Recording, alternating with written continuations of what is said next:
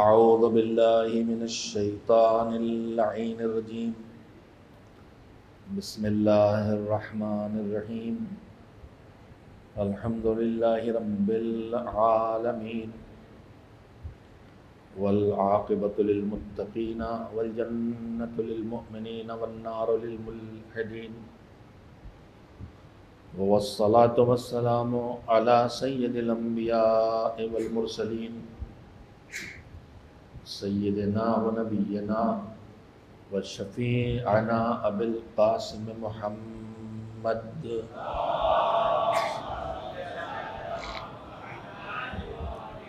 و آلہ طیبین الطاہرین المعصومین المظلومین واللعنۃ الدائمۃ الباقیۃ علی اعدائہم اجمعین من الآن إلى يوم الدين أما بعد فقال رسول الله صلى الله عليه وآله وسلم إن الحسين مصباح الهدى وسفينة النجاة وقال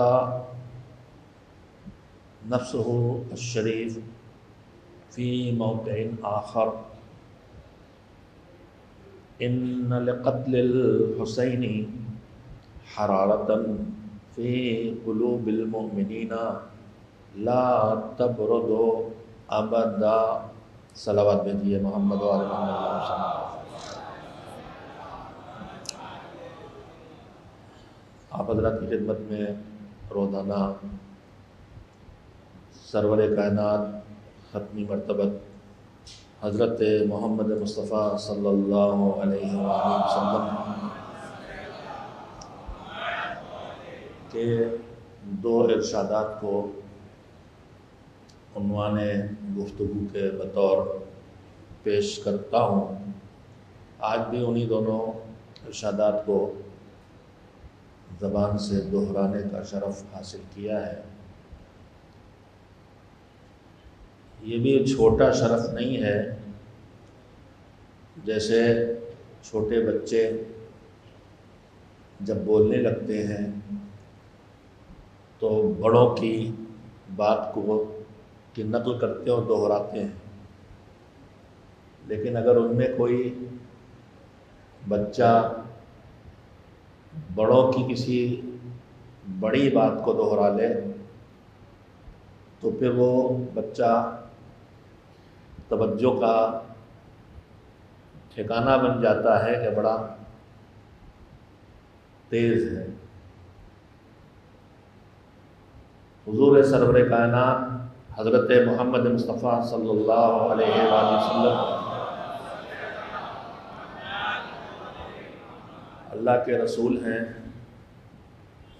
سردار انبیاء و مرسلین ہیں، ہمارے ولی ہیں، مولا ہیں، مگر انہوں نے رشتہ اپنا اور بتایا ہے، اپنا بھی اور مولا علی علیہ السلام کا۔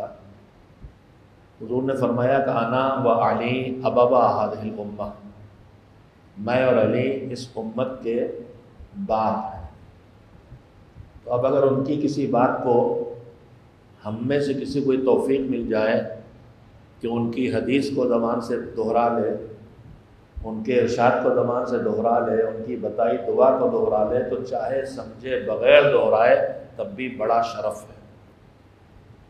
میں کہنا یہ چاہتا ہوں کہ جب ہم دعا کرنے بیٹھیں تو ہم صرف ترجموں پہ اکتفا نہ کریں، کتابیں پڑھنے بیٹھیں تو صرف روایتوں کے ترجموں پہ اکتفا نہ کریں، ان کلمات کو بھی زبان سے دہرائیں جو کلمات ان کی زبان سے نکلیں، ان کا اپنا ایک اثر ہے۔ بہرحال میں روزانہ آپ حضرات کی خدمت میں دو روایتیں، دو ارشادات حضور کے پڑھتا ہوں، دونوں کا تعلق سید الشہداء علیہ السلام سے ہے۔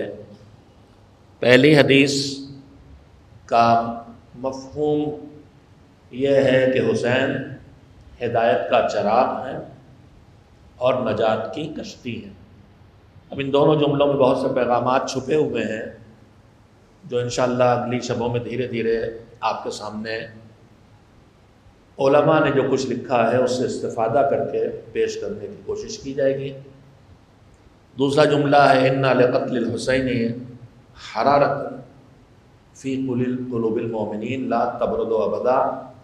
شہادت حسینی سے مومنین کے دلوں میں وہ حرارت آئی ہے، وہ گرمی پیدا ہوگی، وہ آگ لگے گی جو غم و اندوہ اور علم کی آگ نہ ٹھنڈی ہوگی، نہ وہ جذبہ کم ہوگا، نہ وہ جوش کم ہوگا، نہ وہ غم و علم کی کیفیت کم ہوگی، وہ گرمی باقی رہے گی۔ میں گزشتہ 2-3 شبوں سے آپ حضرات کی خدمت میں جو کچھ بھی تذکرے کر رہا ہوں اس کا ایک ہی ہدف پیش نظر ہے کہ ہماری کمزوریوں میں کمزوری ہے بھولنا، اور ہماری زندگی کے لوازم میں جن سے زندگی بچ نہیں پاتی ہے وہ یہ ہے کہ ہم کسی طرف لگ جاتے ہیں تو کسی طرف سے کم، ہماری طرف توجہ کم ہو جاتی ہے یا بے توجہ ہو جاتے ہیں۔ اور ہماری کمزوریوں میں کمزوری یہ بھی ہے کہ جو چیز سہولت سے مل جائے، جو چیز فراوانی سے مل جائے، اس کی ہم ناقدری کرنے لگتے ہیں۔ جو بے شمار روزانہ آپ کو مل جاتے ہیں، مثال ہوتی ہے، حقیقت نہیں ہوتی، میں کوئی بھی شخصیت میرے پیش نظر نہیں، لیکن یہ مثال ہے کہ جو پیش نماز آپ کو روزانہ ملتے ہیں ان سے وہ آپ کا اتفاق ملاقات پہ باقی نہیں رہ جاتا جو سال میں ایک آدھ بار آپ کو مل جاتا ہے۔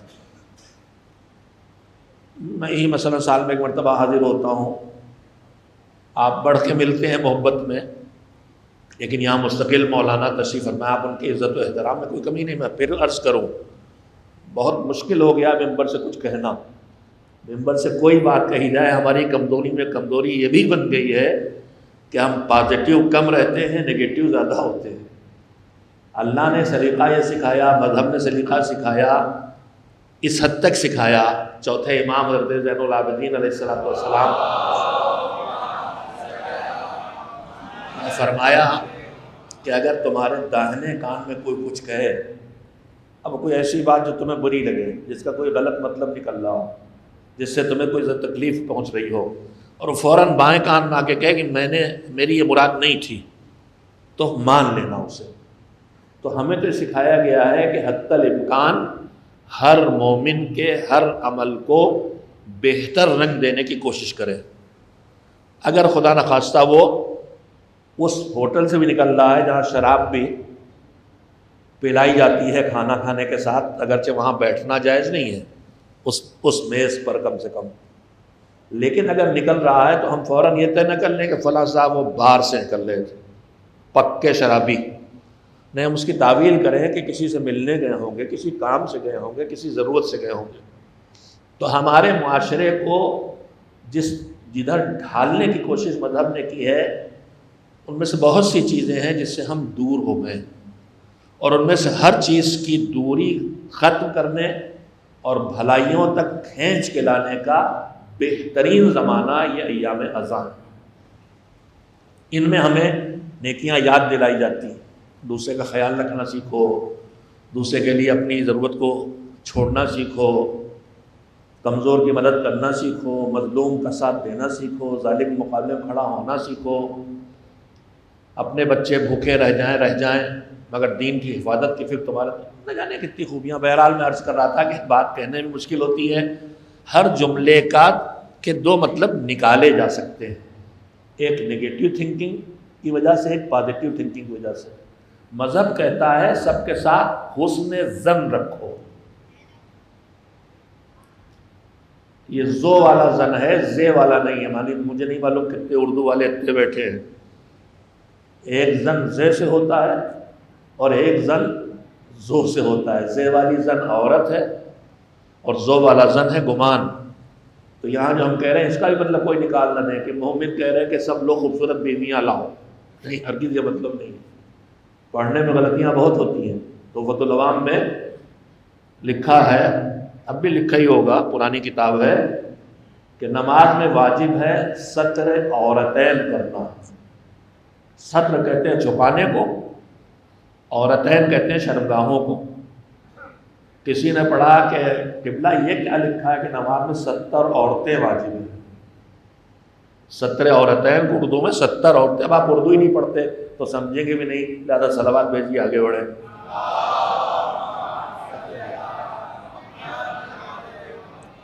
ایک اور صلوات بھیج دیں محمد. میں ذکر رہا تھا کہ ہماری کمزوریوں میں بہت سی کمزوریاں ہیں. ہم جس سوسائٹی میں ہیں وہ حسینی سماج ہے، اس میں ایک دوسرے کو پہلے اچھا سمجھو. مذہب ہمیں یہی سکھاتا ہے، پہلے جسے دیکھو اسے اچھا سمجھو، بلکہ اپنے سے بہتر سمجھو. چلیے اب آ گئی بات، اور حسینی سماج ہی سے جڑی ہے اور عزاداری کے پیغامات ہی یہی ہیں، لہذا مجھے سنا دینے میں بھی کوئی تکلف نہیں کرنا چاہیے. ہمیں یہ سکھایا گیا ہے کہ جو کوئی تمہیں دوسرا دکھائی دے اسے اپنے سے اچھا سمجھو. کیوں سمجھیں؟ اسلام بے دلیل بات نہیں کرتا، اسلام بے عقلی کی بات نہیں کرتا، اسلام زور زبردستی کی بات نہیں کرتا. سب جگہ عقل کا کارفرما ہوتی ہے اور ہر جگہ حکمت اور مصلحت اور ریزننگ ہوتی ہے، چاہے ہمیں پتہ چلے اور چاہے پتہ نہ چلنے پائے. اب 3 طرح کے لوگ ملیں گے. یا مجھ سے سن و سال میں بڑے، میں 66 کا ہوں، وہ 70 والے.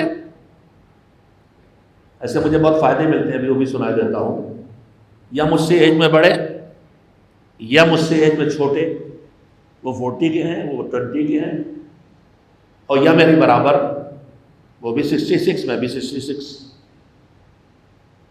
تو جو بڑے ہونے کو اچھا سمجھے اپنے آپ سے، اس لیے اچھا سمجھیں کہ ان کی عمر مجھ سے زیادہ ہے کہ نہیں. میں 65-66 کا، وہ 75 کے، 10 سال انہیں مجھ سے زیادہ ملے. تو میں 15 سال میں جب بالغ ہوا تھا تو مجھے کتنے سال ہوئے بالغ ہوئے؟ 51 سال. اور ان کو کتنے سال ہو گئے بالغ ہوئے؟ 75 میں سے 15 گھٹا دیجئے تو کتنے بچے؟ 70. تو مجھ سے 10 سال ان کو زیادہ ملے ہیں بالغ ہونے کے بعد نیکیاں کرنے کے لیے.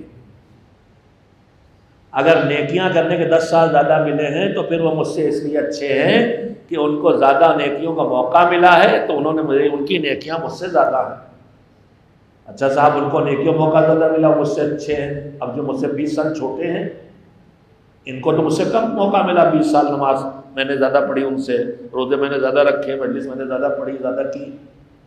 کا الٹی دوسری طرف سوچو، بالغ ہونے کے بعد، اب عمر ہونے کے بعد خالی آدمی کو نیکیوں کا موقع نہیں ملتا، گناہ کا موقع بھی تو ملتا ہے، اللہ کی نافرمانی کا موقع بھی تو ملتا ہے، جھوٹ کا، غیبت کا، ستانے کا، لوگوں کو تنگ کرنے کا، موٹر سائیکلوں کی ہوا نکال دینے کا. میں سامنے جوان بیٹھے، میں بھی جوانی سے گزرا ہوں، جن باتوں میں مزہ آتا تھا، کچھ نہیں تو پنچر ہی کر دو. یہ بھی فطرت کے خلاف ہے. آدمی کو دوسروں کو ستانے میں آرام نہیں ملنا چاہیے، آدمی کو دوسروں کو آرام پہنچانے آرام ملتا ہے. یہ بھی مسخ فطرت ہے ہماری کہ ستانے میں آرام ملنے لگے، تکلیف پہنچانے. تو چھوٹا ہے وہ کیوں مجھ سے اچھا؟ اس لیے کہ اس کی ایج مجھ سے 10 سال کم ہے، تو اسے 10 سال گناہ کرنے کے کب ملے، اس لیے مجھ سے اچھا ہے. اچھا صاحب، برابر والا کیوں اچھا ہے؟ ان کو جو چانس ملا نیکی کا، میرے برابر، وہ بھی 66 میں بھی 66. ان کو برائی کا گناہ کا موقع ملا تو وہ بھی میرا برابر. اب یہ مجھ سے اچھے کیوں ہیں بھائی؟ کہا یہ اس لیے اچھے ہیں کہ تمہیں پتہ ہے تمہارے کرتوت کیا کیا ہیں، اور تمہیں یہ نہیں پتا کہ ان کی برائیاں کیا کیا ہیں، تو پھر تم سے اچھے ہیں. تو ہمارا معاشرہ تو ہمیں سمجھا رہا ہے کہ ہر ایک کو اپنے سے بہتر سمجھو، اور یہی اچھے معاشرے کے جب سب ایک دوسرے کو بہتر سمجھیں گے تو اس کا نتیجہ یہ ہوگا کہ پھر آدمی ماحول میں احترام کا ماحول پیدا ہو جائے گا، جو ہمیں کربلا سکھاتی. وہاں جون غلام تھے تو ان کے ساتھ غلام کو اپنی اوقات میں رہو، مال اللہ کہیں کوئی رویہ ہو تو بتائیے. بلکہ کچھ زیادہ ہی ناز برداری ہے کہ دعا کی جا رہی ہے کہ اللہ ان کو چہرے کو نورانی کر دے، ان کے بدن میں خوشبو کر دے. تو جو کمزور ہے اس کا زیادہ خیال ہے. اب آئی ہے بات تو پھر تیسری روایت بھی سن لیں، اللہ کرے یاد رہ جائے آپ کو. جی چاہے تو صلوات بھیج لیجیے.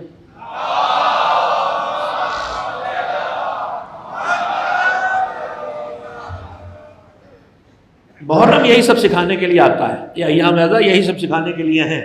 میں بھی صراحت سے اس موضوع پہ آ رہا ہوں جس سے میں نے وہ بات کی ہے، لیکن کام کی بات آتی ہے میں سناتا چلا جاتا ہوں. اور یہ کچھ کربلا سے الگ نہیں، یہ سب پیغام کربلا ہے، اور ہم کو ان مجلسوں میں، ان عزاداریوں میں یہی پانا ہے. اسی لیے ان مجلسوں میں آنا ہے، اسی لیے ان جلوسوں میں آنا ہے کہ ہم یہ سب سیکھیں، ایک دوسرے کا احترام سیکھیں، دوسرے کا خیال کرنا سیکھیں، بزرگوں کا احترام سیکھیں، بچوں سے نرمی کرنا، برتاؤ سیکھیں، جوانوں کو عزت دینا سیکھیں، بزرگوں کو جوان سن لیں، بزرگوں کو کتنا احترام دینا، اور بزرگ بھی سن لیں کہ ان کی ڈیوٹی کتنی ہے. ایک حدیث ہے کہ الشیخ فی بیتہ کالنبی فی امتہ. ہر بوڑھا، شیخ بوڑھے کو کہتے ہیں. ہمارے ہاں شیخ، البتہ شیخ کا لفظ سید کے مقابلے میں بھی ہے، سید اور غیر سید بھی، لیکن عربی میں اصل لفظ ہے شیخ، بوڑھا، بزرگ. اور سید سردار کو، ریسپیکٹڈ کو کہتے ہیں، چاہے وہ نسلاً سادات میں ہو چاہے نہ ہو. عربی میں سیدہ اندرا گاندھی بھی لکھا جاتا تھا.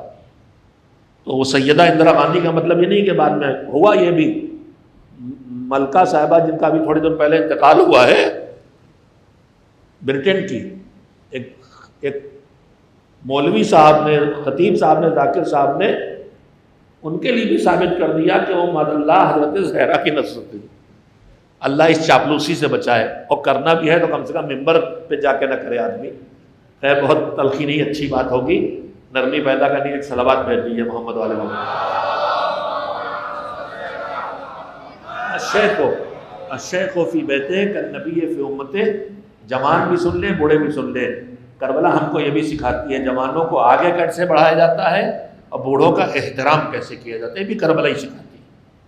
حدیث سن لیں، حدیث سنا دی میں نے آپ کو کہ بوڑھا، گھر کا بزرگ، کنبے کا بزرگ، فیملی کا بزرگ، اپنے گھر میں، ہر بزرگ جو اپنے گھر میں، بیت وہ گھر جس میں رہائش، دار ہر مکان جو میرا ہے وہ دار ہے میرا، چاہے میں وہاں گھوڑے باندھوں چاہے خود رہوں، لیکن جب میں خود رہوں گا تو وہ بیت بن جائے گا. سب باریکیاں عربی کی ہیں، اہل البیت کا لفظ آیا ہے، اہل الدار نہیں آیا ہے. خیر، تو بوڑھا اپنے گھر میں نبی کی طرح. نبی کے معاملات کیا ہیں؟ ایک ڈیوٹی نبی کی، ایک ڈیوٹی امت کی. بوڑھا اپنے گھر میں ویسے جیسے ایک امت میں ایک نبی ہوتا ہے. نبی کی ڈیوٹی کیا ہے؟ امت کی اصلاح کرنا، امت کو ہدایت کا راستہ دینا، امت کو صحیح باتیں بتانا، امت کو غلط باتوں سے آگاہ کرنا، امت بگڑنے لگے تو اسے سدھارنے کے لیے طاقت لگا دینا، امت اچھے کام چھوڑنے لگے تو اسے کرنے کے لیے اس پر طاقت کا استعمال کرنا. سید الشہداء جو نکلے مدینے سے، جو قلم سے لکھ کے دے کے گئے اپنا مقصد، اس میں ہی تھا وَإِنَّمَا خَرَجْتُ لِطَلَبِ الْإِصْلَاحِ فِي أُمَّةِ جَدِّي.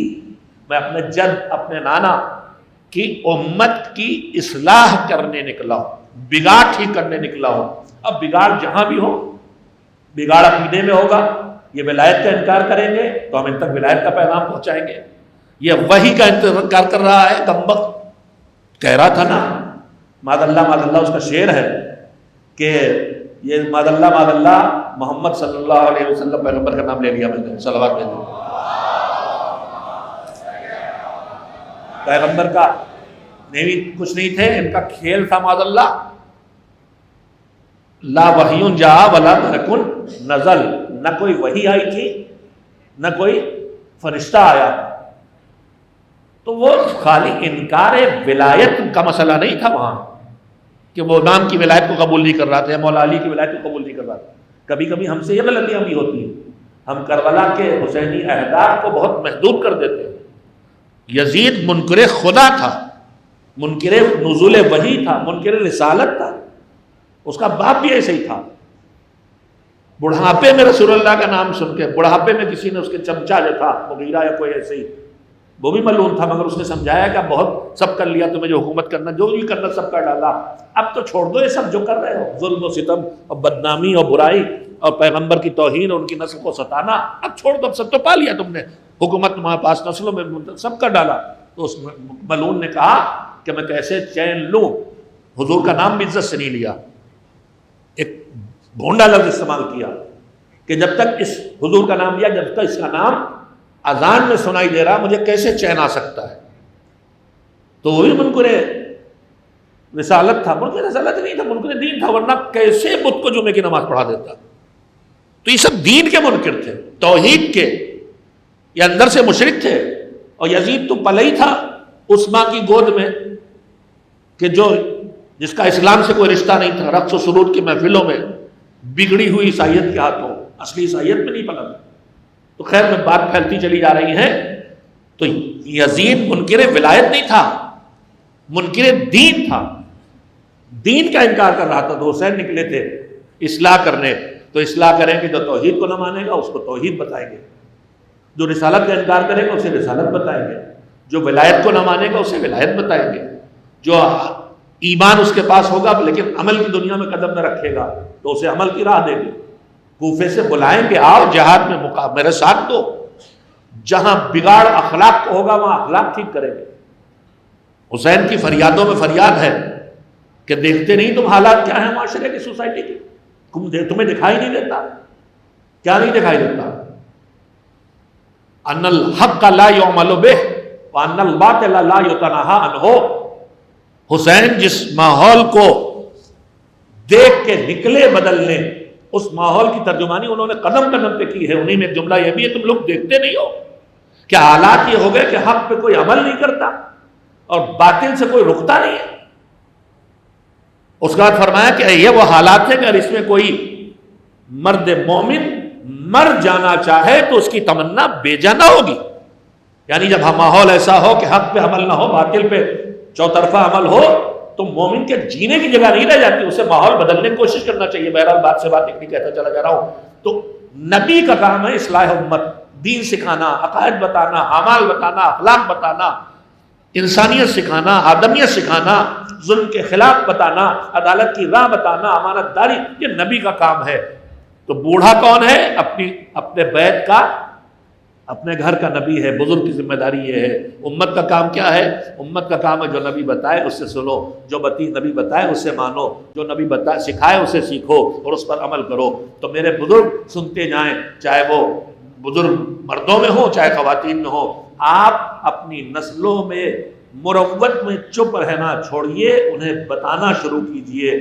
صبح نماز کے لیے نہ اٹھے تو اٹھائیے، روزہ نہ رکھے تو اس سے کہیے رکھو، پوتی بے حجاب نکلے تو کہیے بیٹا اب مجلس میں جا رہی ہو کم سے کم اب تو سر پہ چادر ڈال لو. بہو نکلنے سے پہلے اگر خوشبو لگانے لگے یا بیٹی اور لپسٹک لگانے لگے تو اس سے کہو کہ تم باہر جا رہی ہو نامحرموں میں، یہ حرام ہے. یہ اپنے شوہر کے لیے کرو، چاہے بیٹی ہو میری چاہے میری بہو ہو. میں گھر میں بڑا ہوں تو مجھے یہ سب سکھانا چاہیے. اور چھوٹوں کو لڑنا نہیں چاہیے، یہ بڈھے ہو گئے ٹرے ہو گئے، ان کی نہیں سنے جائے گی. نہیں، ہم روز کہتے ہیں، میں مثال ہے پھر کہہ دیتا ہوں. حضور نے جب کہا تھا وہ لکھ کے دے دوں کہ جو مل جائے تو کبھی گمراہ نہ ہو، تو ان کے اوپر الزام کیا لگایا گیا تھا؟ معاذ اللہ ایسی ویسی باتیں کر رہے ہیں. الشیخ فی بیت، بزرگ اپنے گھر میں ویسا ہے جیسے نبی اپنی امت میں. دونوں کی ڈیوٹی ہے وہ انہیں اچھی باتیں بتائے، اور جوانوں کی ڈیوٹی ہے کہ ان کی اچھی باتوں کو صبر و تحمل سے سنے اور ان پر عمل کرے. ایک صلوات جوان زوردار طور پہ بھیج دے محمد وعلی محمد.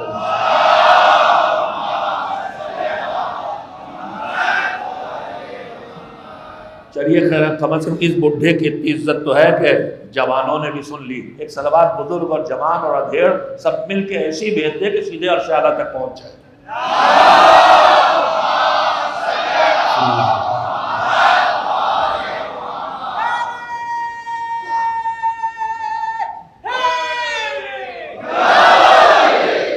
خیر میں پھر وہیں واپس لے آؤں.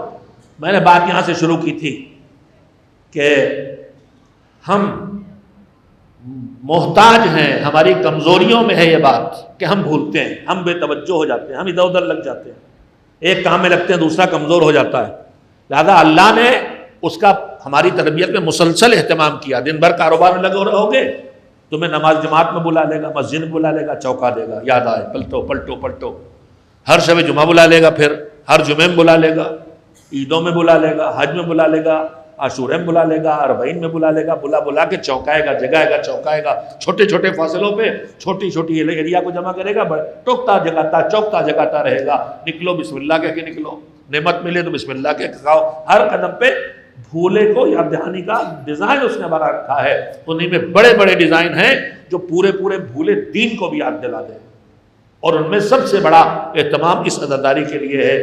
گھڑی کہہ رہی ہے کہ بات بہت دیر تک کرنے کی گنجائش باقی نہیں رہ گئی. میں آج 2 باتیں کہنے آیا تھا، ان کی ابتدا آج کر دوں گا، شاید کل انشاءاللہ بات مکمل کر سکوں.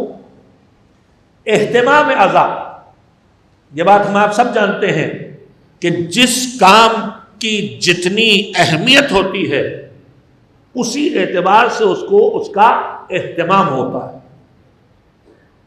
ایک معمولی سا مہمان ہم نے بلا لیا، روزمرہ آتے جاتے ہیں جو گھر میں رکھا لا کے رکھ دیا، لیکن کبھی کبھار والے ہیں تو اب 2-4 ڈش لے آئے. اور کوئی بڑی شخصیت ہمارے خیال میں VIP آ گئی تو پورا اہتمام کر رہے ہیں، حالانکہ پتہ ہے بیمار آدمی کھائے ہوئے کچھ نہیں. تو جس کی جتنی اہمیت اس اعتبار سے اتنا اس کا اہتمام اور انتظام ہوتا ہے. اگر ہمارا کہنا یہ ہے اور خیال یہ ہے اور حقیقت بھی یہی ہے کہ وہ تو ہر فرض اعضاء پہ آتے ہیں، صرف ماہ محرم پہ نہیں، وہ تو ہر فرض اعضاء پہ آتے ہیں، ہر وہ جگہ جہاں ذکر ہوتا ہے وہاں آتے ہیں. لیکن اگر ہمارے خیال میں، ہمارے کلچر میں یہ نوحے اس طرح کے ہیں کہ مہمان آ رہے ہیں اور جب ایام رضا ختم ہوتے ہیں تو ہمیں لگتا ہے مہمان چلے گئے، جاتے نہیں، لیکن ہمارا تصور ایسا ہوتا ہے، تو پھر ہمیں اس کا اہتمام بھی اسی اعتبار سے کرنا ہوگا. ان کے آنے کا اہتمام ان کے شایان شان ہوگا. ان کے شایان شان ہونے کا مطلب یہ ہے کہ اب ہمارے گھروں میں تلاوت کی آواز سنائی دینے لگے، ہمارے گھروں میں نیکیاں ہونے لگیں، جو چھوٹی تھی وہ ہو جائیں، جو برائیاں آ گئی تھی وہ رک جائیں، تاکہ جب وہ آئیں ہم مولویوں کو بلاتے ہیں تو جو آپ کو لگتا ہے یہ تصویر صحیح نہیں ہے اسے الٹا کر کے رکھ دیتے ہیں. ایک زمانے میں ٹی وی کے خلاف بڑا کچھ لوگ مطلقاً ٹی وی کو حرام کیے تھے، تو ٹی وی پر پردے رکھ دیے جاتے تھے. سب آنکھوں نے کی ہے. VCR چلتا تھا، اس کے نیچے یہ موٹے موٹے کیسٹ کے ڈبے رکھے ہوتے تھے. جتنی فلمیں پسندیدہ سب کے جب ہم جاتے تو اس پہ پردہ پڑ جاتا تھا. تو اگر ہمارے جیسے حقیر کے لیے آپ اہتمام کرتے ہیں کہ ہر وہ چیز جو مجھے ناگوار لگتی ہے وہ مجھے نہ دکھائی دے، تو آپ نے اپنے آقا کو مہمان کیا ہے، تو پھر اہتمام کیجئے. ہمارے گھر میں، ہمارے کردار میں، ہمارے لباس میں، ہمارے انداز میں، ہماری زبان میں کچھ ایسا نہ دکھائی دے جو ان کو آنے پر رنجور کرے، انہیں اچھا لگے کہ انہیں ہمیں بلایا ہے تو انہیں ہماری مہمانی کا سلیقہ بھی ہے. ایک صلوات بھیجیں محمد والے. اس نے کتنا اہتمام کیا ہے، کتنا اہتمام کیا ہے. میں ایک نمونہ آج اور آپ کے سامنے رکھنا چاہتا ہوں. میں نے کل تک عرض کیا تھا کہ حسین کی عزا کو ہماری زندگی سے جوڑا ہے، اور اس زندگی میں اس حصے سے جوڑا ہے کہ جو ہر وقت ہم اس کے ضرورت مند ہیں. پانی سے جوڑا، ایک آہ بھر لو تو سانس سے جوڑ دیا، آنسو سے جوڑ دیا. ہماری زندگی میں جتنی جہاں جہاں یاد دہانی ممکن تھی وہاں ذکر حسین سے جوڑ دیا. میں روز یہ روایت پڑھتا رہا ہوں کہ فرمایا معصومین نے کہ ہمارے شیعہ ہماری بچی ہوئی طینت سے بنے ہیں، لہذا ہماری خوشی میں خوش ہوتے ہیں اور ہماری رنجیدگی میں رنجیدہ ہوتے ہیں. ان کی خوشی میں خوشی اور ان کی رنجیدگی میں رنجیدگی. اسی لیے ہمارے یہاں شریعت کی کوئی پابندی نہیں ہے کہ آپ چاند نکلنے کے بعد مثلا اپنے مرحوم کے لیے سیوم کا 40واں نہیں کر سکتے، لیکن یہ ہمارے بزرگوں نے اسے احترام دیتے ہوئے کہ اب ہم حسین کو یاد رکھیں گے، اپنے مرحوم کو یاد نہ کریں گے، نہیں کیا. میں یہ وضاحتیں اس لیے کر دیتا ہوں کہ جوان یہ نہ سمجھے کہ ایسی کوئی پابندی ہے. یہ ہمارے بزرگوں نے ایک اہتمام کیا اس کے لیے کہ اب ہم اپنے خوشی اپنے غم کو بھولیں گے، حسین کا غم یاد رہے گا. ہمارے گھر میں اگر کسی کی موت کا دن، برسی کا دن، کسی ولادت کے دن پڑ جائے تو دن مجلس نہیں رکھیں گے، محفل ہوگی. محفل اور مجلس خوشی اور غم کی علامت. میں کہنا یہ چاہتا ہوں کہ غم حسین، اور ہم ان کے پیروں ہیں تو ان کی خوشی میں ہمیں خوش ہونا، پھر اپنا غم نہیں، نہ کوئی غم. خوشی ہے تو خوشی اور غم ہے تو غم. لیکن اہتمام عزائے حسین کو پہچانیے، ذکر حسین کو، یاد حسین کی عظمت کو پہچانیے۔ خطیب اعظم مولانا غلام اصغر اللہ مقامہ سے سنی ہوئی بات دہرا رہا ہوں، بہت قیمتی ہے۔ ہم آپ جو سال بھر اعمال کرتے ہیں جن میں مختلف شبیں آتے ہیں، شب جمعہ، جمعہ عید ہے تو شب جمعہ ایک طرح سے شب عید ہے، اس کو بھی چھوڑ دیجیے۔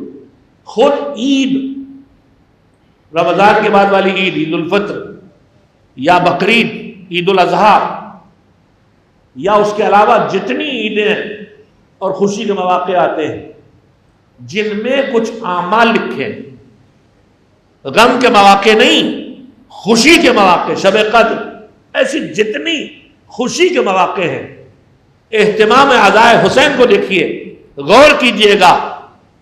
جتنے ایسی شب جمعہ سے لے کے شب عید الفطر اور روز عید الفطر اور مباہلہ اور جتنی عیدیں سال بھر آتی، خوشی کے مواقع، ولادت مواقع، جہاں اعمال لکھے ہیں وہاں خوشی کے موقع پر بھی مستحب ہے زیارت سید الشہداء۔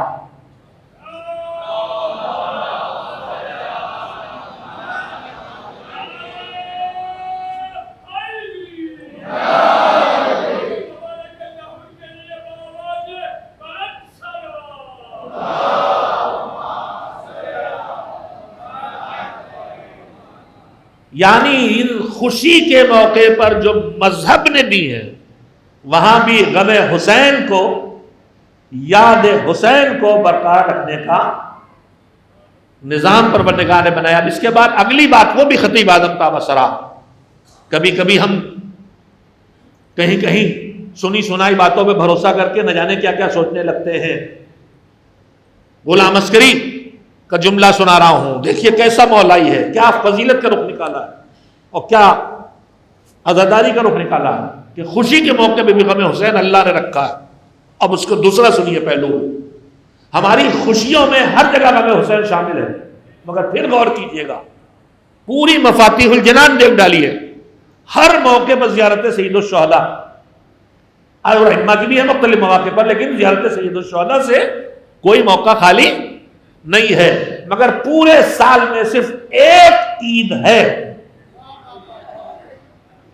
پورے سال میں صرف ایک عید ہے کہ اس دن حسین کی یاد، زیارت حسین مستحب نہیں ہے، اور اس دن کا نام ہے عید غدیر۔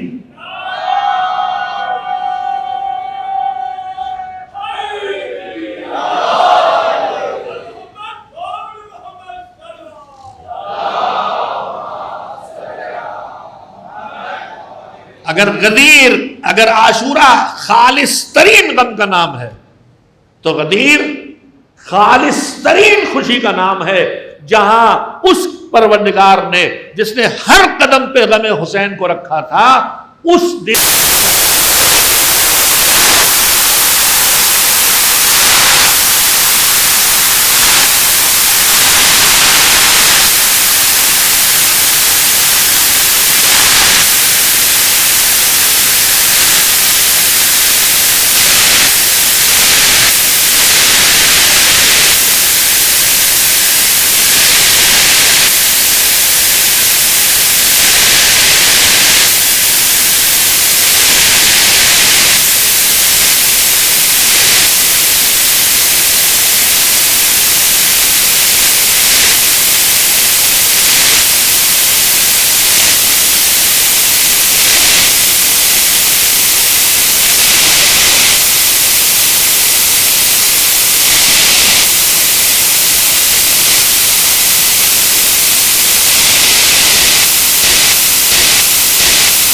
ماحول بنے تو یہ ماحول کربلا بنائے گی۔ اس اہتمام کے پیچھے اللہ نے، بس میں بات کو آخری منزل پہ لا کے کہنا چاہتا ہوں، اللہ نے عزاداری کا اتنا اہتمام کیوں کیا ہے؟ دیکھیے دین کے 3 مرحلے، ایک ہے اللہ کی بارگاہ سے آنا، ایک ہے لوگوں تک پہنچنا۔ میں بہت دہراتا ہوں اس بات کو، لیکن نتیجہ آج ایک اور نکالنا چاہتا ہوں، بات پرانی لیکن ایک نتیجے کے لیے دوہرا رہا ہوں۔ اللہ کی بارگاہ سے دین آتا ہے، خود سے آتا نہیں ہے، بھیجا جاتا ہے۔ اللہ آئے گا، خود سے نہیں آتا۔ تو کوئی لائے گا، وہ لانے والا رسول ہے۔ اب دین آ گیا تو اگر رسول کے پاس آ گیا تو ہمارے آپ کے پاس نہیں پہنچے گا، نہ ہمیں وحی آئے گی، نہ الہام آئے گا، نہ فرشتہ آئے گا، نہ خود دین آئے گا کہ چلو ہمیں مانو، کوئی پہنچائے گا۔ جب پہنچایا جاتا ہے تو پھر کچھ لوگ مان لیتے ہیں اور کچھ نہیں مانتے۔ جو نہیں مانتے ان میں سے کچھ اتنا دین سے متنفر ہو جاتے ہیں کہ اس کے مٹانے پہ لگ جاتے ہیں۔ تو جب دین مٹایا جانے لگے تو نہ دین خود تلوار سے لڑتا ہے، نہ قلم سے لڑتا ہے، نہ زبان سے لڑتا ہے۔ اپنی حفاظت دین خود نہیں کرتا، دین کو بچانے والے کی ضرورت ہوتی ہے۔ تو 3 مرحلے ہیں دین کے، لانا اور آنا ایک لانے والے کی ضرورت ہے، پہنچانا اور پھیلانا ایک پھیلانے والے کی ضرورت ہے، اور بچانا ایک بچانے والے کی ضرورت ہے۔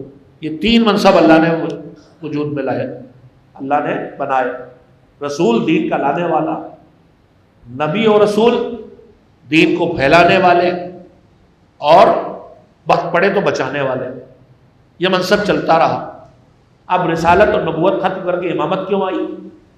اس لیے کہ رسالت کا کام ختم ہو گیا، دین آتا رہا آدم سے عیسیٰ تک علیہ السلام، دین لا کے پہنچاتے رہے، لیکن کہیں کسی کو سند نہ ملی کہ دین تمہارے ہاتھوں پہ پورا ہو گیا۔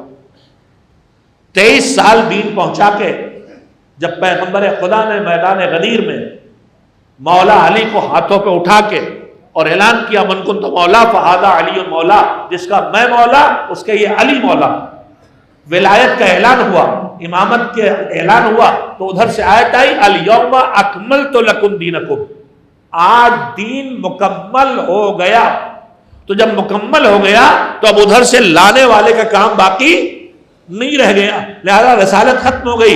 لیکن یہ جو دین مکمل ہو گیا اس کا پھیلنا بھی باقی ہے، اور دشمن آئے تو اس کے بچانے والے کی ضرورت بھی ہے۔ لہذا سلسلہ امامت شروع کیا پروردگار نے۔ امام کے 2 ہی کام ہیں، دین پھیلاتے رہو اور مشکل میں پڑے تو دین کو بچاتے رہو۔ یہ تو آپ کی سنی ہوئی بات ہے، اسی لیے آپ خاموش بھی بیٹھے ہیں۔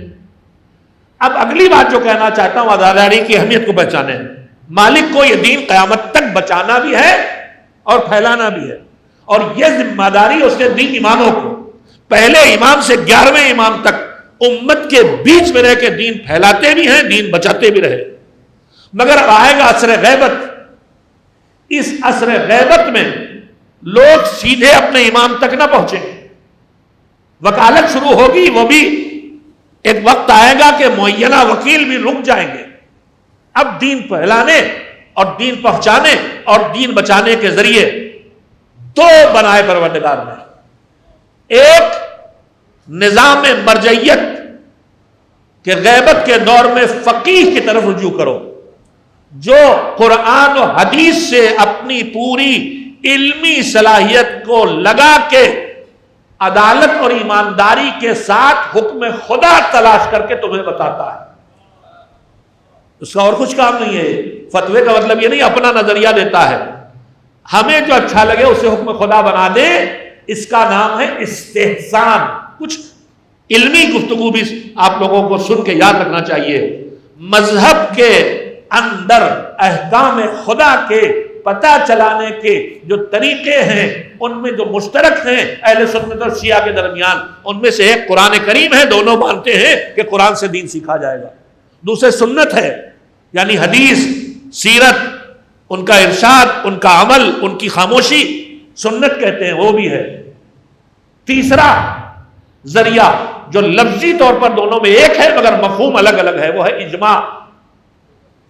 برادران اہل سنت کا نظریہ یہ ہے کہ غیر معصوم مل کے بھی اگر کوئی فیصلہ ایک رائے سے کر لے تو اس کی وہی قیمت ہے جو معصوم کے فیصلے کی، مگر تشیع میں اجماع کا یہ مطلب نہیں ہے۔ میں اپنے جوانوں کے لیے جو کبھی کبھی ناواقفیت کی وجہ سے گمراہ ہو جاتے ہیں، بہکا دیے جاتے ہیں، ان کے لیے عرض کر رہا ہوں، تشیع میں اجماع کا مطلب ہرگز یہ نہیں۔ پھر کیا ہے سن لیجئے، ایک صلوات بھیجیے محمد والے۔ ہمارا دین مشکلات سے گزرا، مذہب مشکلات سے گزرا، تقیہ کے دور میں گزرا، اور جو کچھ معصومین سے ملا، جو ہمارے بزرگوں نے ہر دور کے ائمہ کے اصحاب نے ان کو لکھا، جو ہزاروں نسخے تھے، ان میں سے آخر دور آتے آتے 400 بنیادی گھروں میں 400 نسخے کتابوں کے بچے جن میں ائمہ کی احادیث لکھی ہوئی تھی، ان سے منسوب چاہے وہ تحقیق کی گئی ہو کہ ہے کہ نہیں، وہ سب لکھا ہوا تھا. انہیں کہتے ہیں اصول 400. ان سے سمیٹ کے 4 اصول کافی اور تہذیب اور استفسار اور من لا یعذرہ الفقیہ بنی ہماری 4 فقہ کی کتابیں.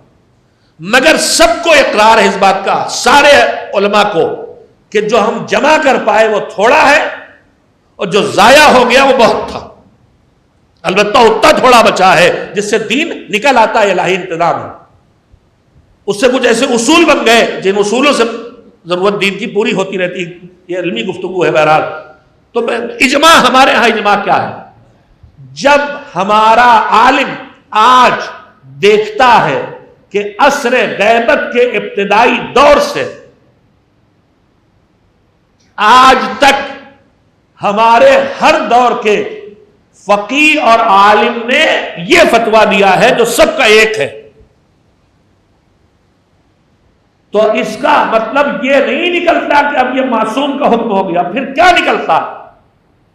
سنیے اجماع کا مطلب یہ نکلتا ہے کہ یہ دیکھ کے کہ عصر غیبت کے ابتدائی حصے سے آج تک یہی ایک حکم اور یہی فتویٰ، چاہے اس کی سپورٹ میں کوئی روایت موجود نہیں دکھائی دے رہی، بتاتا ہے کہ یقیناً اس دور میں ابتدا میں وہ روایتیں تھیں جن کی وجہ سے اس وقت وہ فتویٰ دیا گیا تھا، اور اب وہ فتویٰ ہے، روایتیں گم ہو گئی ہیں.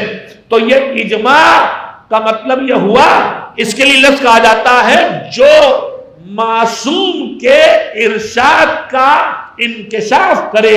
یعنی ایک نظریہ ابتدا سے آج تک علماء کا یہ بتائے کہ اس کے سپورٹ میں کوئی نہ کوئی حدیث یا روایت اس وقت تھی، آج نہیں رہ گئی ہے. جب اس کا اطمینان حاصل ہو جاتا ہے تو اسے اجماع کہتے ہیں. تو خیر، تو ہمارے درمیان چوتھی چیز مذہب شیعہ میں ہے عقل، جو برادران ہے اہل سنت کے ہاں اس کو اصول میں نہیں مانا گیا ہے. ان کے ہاں 2 چیزیں، اجماع بھی ان کے ہاں الگ ہے کہ کوئی بھی جب مل کے کچھ بھی طے کر لیں بس وہ معصوم کی رائے ہو جائے. ایک چیز اور ان کے ہاں جس کے لیے میں نے اتنی لمبی کہانی آپ کے سامنے چھیڑ دی اور آپ کو اچھا خاصا بور کر ڈالا، اور میرے پاس علاج تو کوئی ہے نہیں بور کرنے کا، آپ ہی کے پاس علاج ہے. چلیے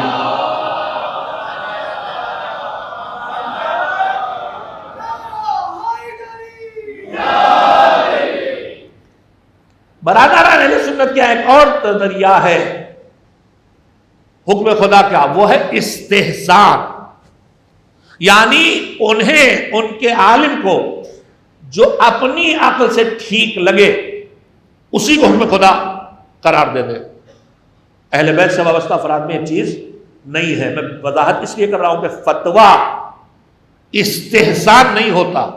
اگر استحسانی اگر کوئی فتویٰ دیتے ہیں تو یہ نہیں کہ انہیں اچھا لگ رہا اس لیے بتا رہے، ان کو لگ رہا یہ بات ٹھیک ہے لہذا کہہ دو. نہ، ہمارے ہاں استحسان بھی نہیں، قیاس بھی نہیں.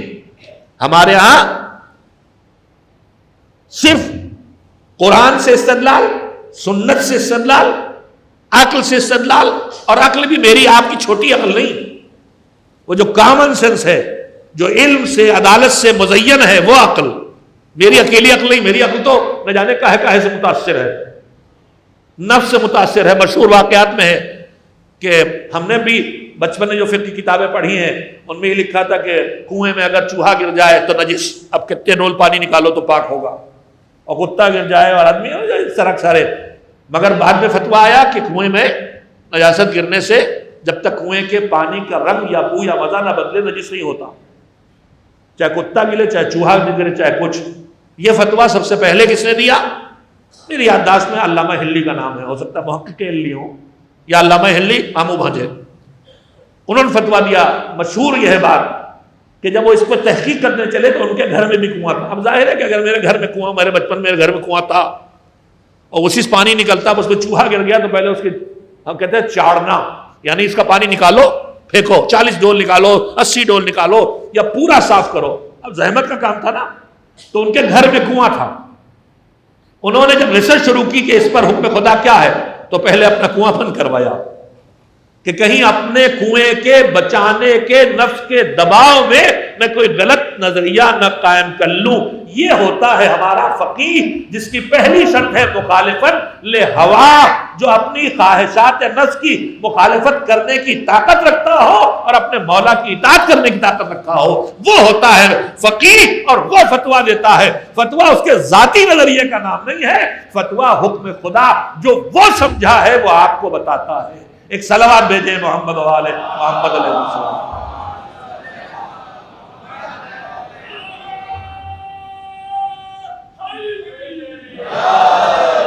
جلدی سے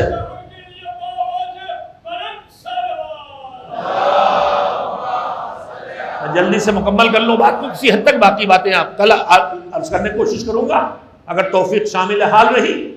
میرے عزیزو، عصر غیبت میں دین کو باقی رہنا تھا. انتظام کس کو کرنا؟ اللہ کا. اس نے دو انتظام کیے. ہم نے جس کو بھی امام مانا اس کی جو خصوصیتیں ہیں ان میں دو اہم ترین خصوصیتیں. ایک ان کی عصمت کہ وہ بھول کے بھی غلطی نہیں کریں گے.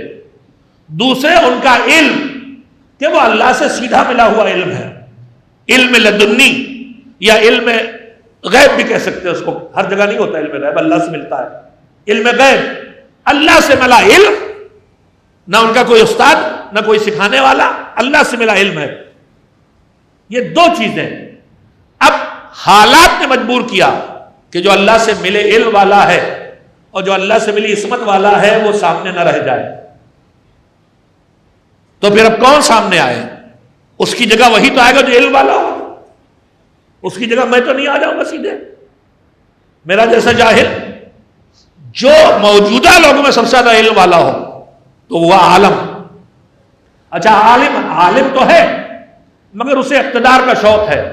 لوگ میری تقلید کریں، لوگ مجھ سے پیسہ دیں، لوگ مجھے مانیں. تو عالم تو ہے، عادل نہیں. جو نفسیاتی مریض ہو، جو اپنے نفس کا نگاہوں میں رکھ کے فتوے دے، وہ بھی نہیں. مخالفاً لہوا.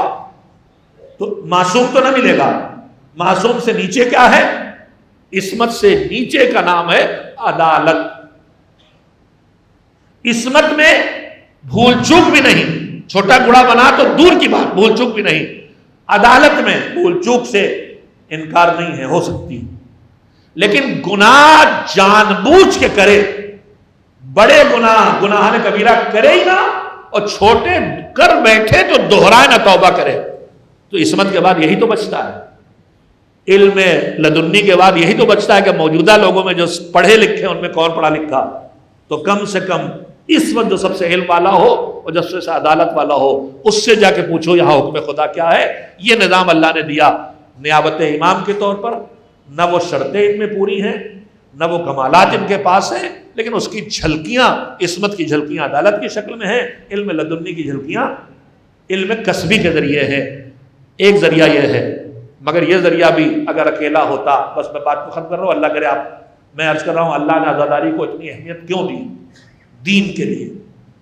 دین کے دو کام ہونا ہے: دین پھیلنا، دین بچنا. دین پھیلنا، دین بچنا. دین پہنچنا، دین بچنا. دین پہنچنا، دین بچنا. ہر وقت وہ ملتے جائیں گے جن تک دین نہیں پہنچا، اور ہر وقت وہ بھی ملتے جائیں گے جو دین مٹانے کے چکر میں ہے. کل بھی آج بھی ہمیشہ رہے. دین پہنچانے کے لیے مرجعیت کا نظام بنا دیا، لیکن مرجع پوری دنیا میں پہچان لیا جائے، پوری دنیا اس تک پہنچ جائے، ممکن نہیں. یہ ہجرت کریں گے، انہیں مارا جائے گا، انہیں مدینے مکے سے نکالا جائے گا، انہیں عراق ایران چھوڑنا پڑیں گے، مارے پھریں گے. تو کہاں مرجع، کہاں عالم، کہاں فقیہ، کہاں کتاب؟ تقیوں کے دور سے گزرے گے. لہذا ان کا دین اب ان کے پاس بچے کیسے؟ بس بہت محنت کی ہے میں نے، آپ سے بھی محنت کی ہے، اللہ کرے بات پہنچا سکوں. اکیلا ذریعہ جو ان حالات میں، شدید حالات میں، ہجرتوں سے گزرتے ہوئے، ملکوں سے گزرتے ہوئے، ظلم و ستم کے حالات سے گزرتے ہوئے، تقیے کی منزلوں سے گزرتے ہوئے، جو اکیلا ذریعہ دین بچانے کا اللہ نے ہمارے لیے بنایا، اس ذریعے کا نام ہے عزاداری. ہم تک دین کیسے پہنچا ہے؟ ہم تک نہ ہمارے پاس ہر جگہ عالم تھے، نہ مدرسے تھے، نہ مکتب تھے، نہ کتابیں تھیں. جنگلوں کی پہاڑیوں پر جہاں آج بھی راستے بن جانے کے بعد بھی گھنٹوں پیدل جایا جاتا ہے، وہاں جا کے آباد ہوئے. کیوں؟ آئے تو گھر کے اندر چھوٹا سی امامباڑہ بنا لیا، آئے تو فرش ازا بچھا لیا. یہ فرش ازا 14 صدیوں سے ہمیں بچاتا چلا آ رہا ہے. اس فرش ازا کو بچائے رکھو، اسے بچھائے رکھو، اسے بچائے رکھو، اس پہ آ کے بیٹھنا سیکھو، اس کی برکتوں کو حاصل کرنا سیکھو. حسین نے اپنا سب قربان کیا تھا تاکہ ان کے ازا کے ذریعے دین تم تک پہنچایا جا سکے.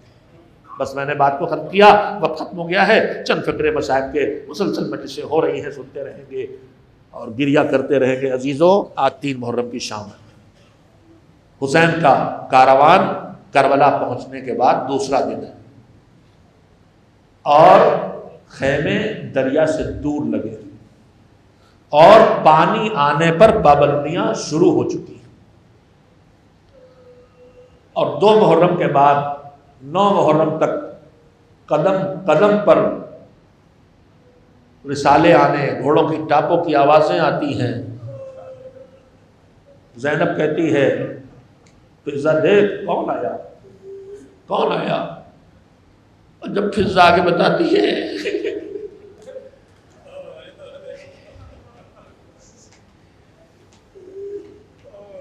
یزید کے لشکر والے آئے ہیں، رسالہ آیا ہے، کوفے کی فوج آئی ہے، خولی آیا ہے، انس آیا ہے.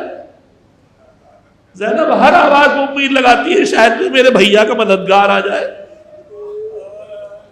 اور ہر بار خبر ملتی ہے کہ خولی یزید آیا ہے. وقت گزرتا جا رہا ہے، مجھے تاریخ ٹھیک سے یاد نہیں رہ گئی، میرا حافظہ کمزور ہو گیا ہے. 5 محرم ہے کہ 7 محرم ہے، مجھے یاد نہیں ہے. لیکن بہرحال حبیب ابن مظاہر جنہیں حسین نے بلایا تھا، اور کیا کہہ کے بلایا تھا؟ رجل فقیہ کہہ کے بلایا تھا. اگر فقیہ کسی عظمت کا نام نہ ہوتا تو حسین اپنے حبیب کو فقیہ کہہ کے یاد نہ دلاتے. اے حبیب کے غلاموں، فقیہ کا احترام کرنا سیکھو. رجل فقیہ کہہ کے لکھا. اے رجل فقیہ، میرے دوست حبیب، آؤ حسین کی مدد کے لیے آؤ. یہ حبیب کون تھے؟ یہ حبیب وہ ہیں جنہیں رسول اللہ کی گود میں بیٹھنے کا شرف حاصل ہوا، جن کی پیشانی دیکھ کے رسول اللہ نے پیشن گوئیاں کر دی تھی. روایات کہتی ہے کہ حسین امام حسین سے بڑے تھے، امام حسین سے بڑے تھے، اتنا بڑے تھے کہ اپنے مولا کے مدینے میں ان کے بابا آئے ہیں تو یہ مولا سے خصوصی محبت تھی اور ان کے ساتھ ساتھ چلتے تھے. ایک بار رسول اللہ نے دیکھا کہ ایک بچہ ان کی گود کے عزیز جگر کے ٹکڑے حسین کی قدموں کی خاک اٹھا کے پیشانی سے لگا رہا ہے، سے پیار کیا. یہ حبیب ابن مظاہر وہ ہیں. حبیب ابن مظاہر نے جناب مسلم نے عقیل کا بھرپور ساتھ دیا، مگر حالات کا شکار ہو کے گوشہ نشین ہونا پڑا. حسین کے خبر آ چکی ہے، نکلنا چاہتے ہیں، اسی بیچ میں خط بھی پہنچ گیا. حالات اتنے سنگین ہیں کہ گھر کے اندر بھی اپنی پوری بات نہیں کی جا سکتی. دسترخوان پہ بیٹھے، دق الباب، باہر گئے، اندر آئے. زوجہ پوچھا کون؟ کہا کہ حسین کا خط لے کے سفیر آیا. کہا کیا لکھا ہے؟ کہا بلایا. کہا پھر؟ کہا دیکھیں گے. ایک مرتبہ زوجہ تڑپ اٹھی، فرزند رسول بلائے تو ایسی بات کہو. ابھی نے کہا یہ بات نہیں ہے، بس حالات کی حالات ہیں. ابھی کو دیکھنا تھا کہ زوجہ کی صورتحال کیا ہے. برے حالات. رات کے سناٹے میں غلام کو گھوڑا دیا کہ ایسے راستوں سے گزرو گھر سے نکلنے کے بعد اور جا کے وہاں کھڑے ہو جاؤ جہاں کربلا کی طرف راستہ ہے کہ لوگوں کی نگاہ نہ پڑے. غلام لے کے پہنچ گیا. جناب حبیب چھپتے ہوئے گلیوں میں، کوئی دیکھنے نہ پائے، کوئی خبر نہ دینے پائے. حسین تک پہنچنا ہے، ان کی مدد کرنا ہے، ورنہ شہادت تو ان کا شوق تھا. پہنچے، کچھ دیر ہو گئی. غلام پہلے پہنچ گیا، گھوڑے سے گیا تھا، یہ پیدل گئے تھے. کچھ دیر ہو گئی تو پہنچے تو سنا کہ غلام کہہ رہا تھا کہ پریشان نہ ہو، اے میرے آقا کے سواری پریشان نہ ہو، اگر میرا آقا نہ آئے گا تو میں تیرے ساتھ چلوں گا، اللہ حسین کی مدد کر، حائل حسین کی بے کسی۔ حبیب سوار ہوئے، کربلا پہنچے، فضا یہاں آؤ، زینب نے بلایا، کہ فضا آئی، کہا دیکھو کچھ ہمارے بھیا کے چاہنے والوں میں کچھ ہلغلہ سے ہے، کچھ پرجوش آوازیں سنائی دے رہی ہیں، دیکھو کوئی ہمارے بھیا کا مددگار تو نہیں آیا۔ فضا گئی، دیکھا حبیب آ گئے، اندر نہیں کہا کہ بھیا کے بچپن کے دوست حبیب آئے۔ زینب کبریٰ نے کہا جا کے میرے بھیا کے دوست سے میرا سلام کہنا، اور یہ لو جاؤ خوشبو ان کا احترام کرو۔ فضا آئی، ارے بی بی زینب نے تمہیں سلام کہا ہے۔ حبیب نے ماما سر سے اٹھا کے پھینک دیا، ارے وہ زمانہ آ گیا کہ میری شہزادی مجھے ابو السلام کہلائے، قربان ان پر کہ جنہوں نے زینب کے دل کی تسلی کا ذریعہ خود کو بنایا، اپنے آپ کو جب تک زندہ رہے ایک تیر بھی خیموں تک نہ آنے دیا، مگر بعد شہادت انصار حسین، حسین کا بدن چھلنی ہے، سروں سے چادریں چھن رہی ہیں، تازیانے لگائے جا رہے ہیں۔ وَسَيَعْلَمُ الَّذِينَ ظَلَمُوا أَيَّ مُنقَلَبٍ يَنقَلِبُونَ۔ اللہ لعنۃ اللہ علی القوم الظالمین۔ ماتم حسین، ماتم شہداء کربلا۔